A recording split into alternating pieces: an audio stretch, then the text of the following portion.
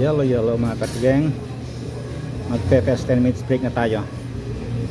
Ito yung Greek salad ngayon ang kinuha ko. Kaya hindi ako kumuha ng salad of the day. Kasi makulay itong dahon-dahon namin ngayon. Bulbulong ma'am. At saka kumuha ka ng isang dessert na maliit. Ito. Parang chocolate na naman, parang matamis na naman. Pero may pang-balance ako na walang pampatamis na tea.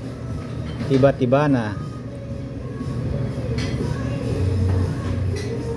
Kaya ngayon, ano pang gagawin natin kundi kainan na para mabusog tayo.